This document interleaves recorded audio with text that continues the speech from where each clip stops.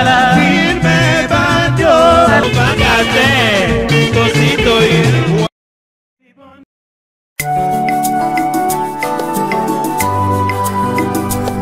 Tout a commencé par une séance de témoignages faits par des proches et membres de la famille biologique et politique de l'illustre disparu, combattant de la première heure et membre influent de l'Union pour la démocratie et le progrès social. Guy Lufuluabo a occupé plusieurs fonctions au sein du parti présidentiel. Il a été respectivement membre du comité national, membre du cabinet du feu Dr Etienne Tshisekedi wa Mulumba, puis membre de la convention démocratique du parti. À son arrivée sur les lieux des obsèques, le chef de l'État Félix Antoine Tshisekedi Tshilombo, qu'accompagnait son épouse Denise Nyakeru Tshisekedi, s'est incliné devant le corps de celui qui fut cofondateur du cercle de réflexion de la table ronde qui avait pour mission de soutenir sa candidature et ses actions au sommet de l'État. Moment d'intense émotion où le couple présidentiel, très proche de la famille éplorée, a partagé sa douleur avec épouse et enfant de l'illustre disparu.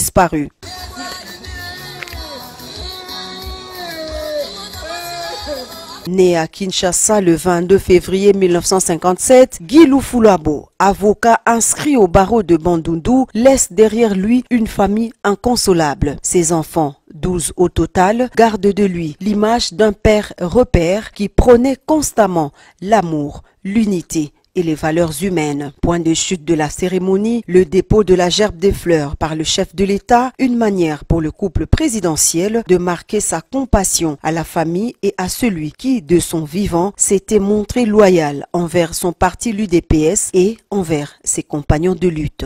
Golo, tikate minoko nyonso etatola kombo na yo. Mabolongo ya bikela mo nyonso mokili. Il est la fierté du combat en France. Dans sa vie active, il est ingénieur informaticien. C'est Lucien Ngando. C'est de lui qu'il s'agit. Il sera mon invité dans Rendez-vous des Patriotes de ce samedi 12 septembre 2020 à partir des 14 h. Bonjour chers compatriotes. Nous vous invitons à vous brancher tous sur votre chaîne Cléboa. C'est samedi 12 septembre. Je suis bien l'invité de M. Cléboa César Ngadi, où nous parlerons de la République démocratique du Congo en général, de la situation politique actuelle avec le nouveau chef de l'État, M. Félix Antoine Tshisekedi. Cette émission est à téléphone ouvert. N'hésitez donc pas à poser vos questions en direct à Lucien Ngando. Soyez tous là. Nous parlerons de notre pays, afin d'éclairer les lanternes. Lucien Ngando Azali, invité na Rendez-vous des Patriotes, il y a samedi Oyo, 12 septembre 2020 à partir à 14 h. Mbote na bande konyoso tout, tozali ko invité bino, bozala ebele, samedi Oyo 12 septembre, boya ebele, bozala branché na chaîne na bino Cléboa, afin de parler de la politique actuelle na mboka na biso ya Congo avec notre nouveau président, le président Félix Antoine Tshisekedi. Lucien Ngando Azali fierté ya combat en France, donc bon hésiter bon poser ma question na bino nyoso tout, bo zali nango à répondre na ba question wana nyoso tout.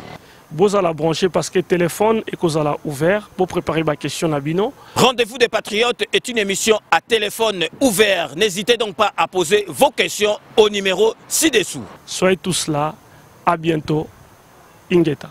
Dès qu'Anaïf Sarabino, tout le monde est d'accord et il en restera ainsi pendant longtemps. Boébake Kanambe, Toko Biki ça a été arrosé Masolo Nambuchu Penadikos. Ministre d'État, ministre de l'Emploi, Travail et Prévention sociale, Dr Néné Louankoulou a visité quelques entreprises et structures sous tutelle.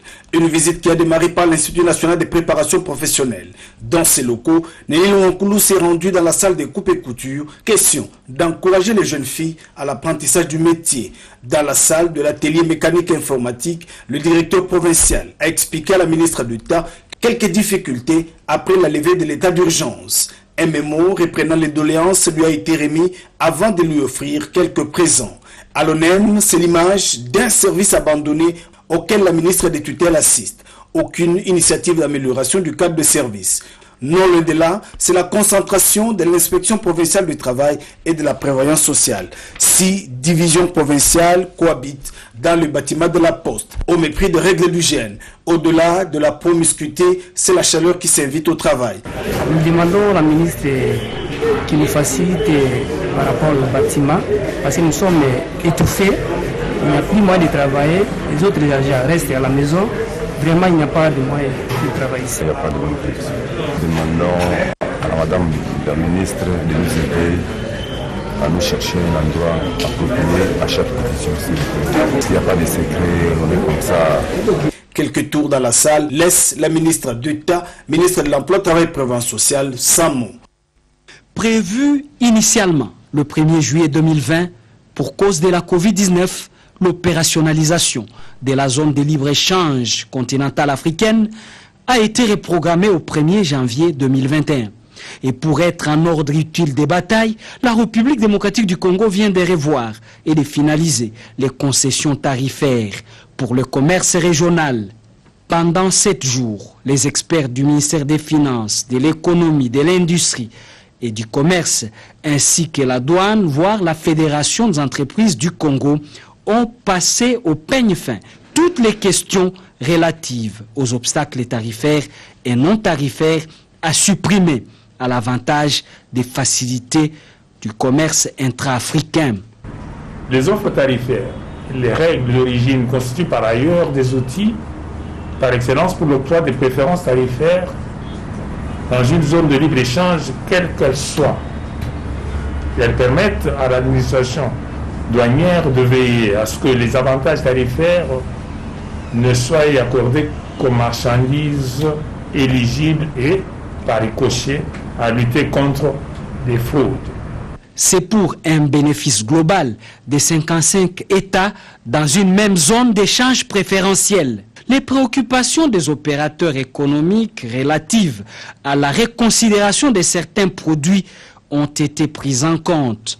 C'est le cas des amendements pour faire passer certains produits de la catégorie des produits à libéraliser à celle d'exclusion.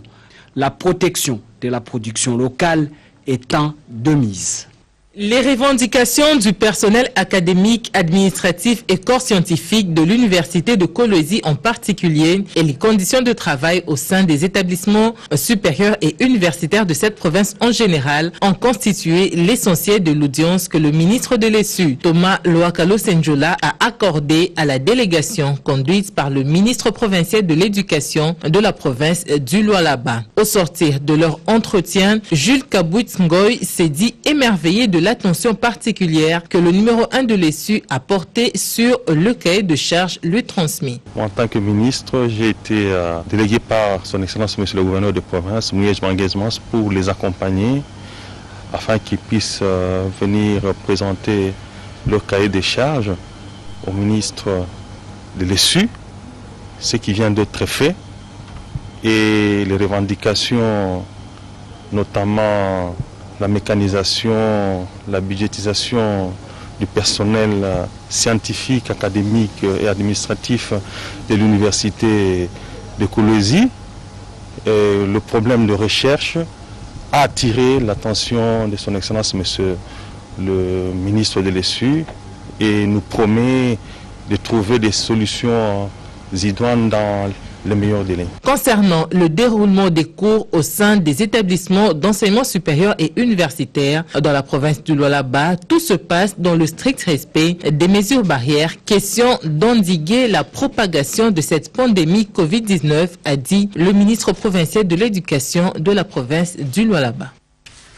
La République démocratique du Congo, à partir de la base, mieux, le développement rural, c'est le passage obligé pour développer les villages de la RDC et ses habitants. Les travaux de cantonnage manuel que vient de lancer le gouvernement de la République à travers le ministère du Développement rural pour le désenclavement de l'ensemble du territoire national exigent la conjugaison des efforts de tous. Le député national Anakle Kalim Songo Kound, élu de la province d'Ilomami, artisan social et du développement à la base, a toujours œuvré pour soulager la misère de la population de son territoire avec la construction de ponts et autres actions socio-économiques. Aujourd'hui, comme hier, il reste disposé à apporter sa contribution avec un appui au programme du gouvernement dans l'entretien permanent des routes et de cette agricole. Il en a fait part au ministre du Développement rural, Guy Mikulu Pompom, qu'il a reçu en son cabinet. L'honorable Anaklé Kalium Songo n'hésite pas de reconnaître l'essence managériale de Guy Mikulu Pompom. Nous venons de milliers ruraux. Il faudrait aujourd'hui viabiliser afin de redonner espoir à notre population qui se déploie dans plusieurs activités de production. Je viens de réaliser, dans le cadre de ma fondation, la construction de 2 ponts qui relient des chefferies, la chefferie de Kanyoka de Mulundu et de Kanichine. Ces 2 ponts viennent désenclaver des villages qui vivaient presque cachés pendant plusieurs années. Et aujourd'hui, les ponts sont terminés. Voilà pourquoi le gouvernement, ayant à son sein un ministre du développement, et l'actuel ministre Guy Mikulu, très dynamique qu'il est, nous voulons travailler ensemble et il est déjà invité pour aller les inaugurer. Il me bandio,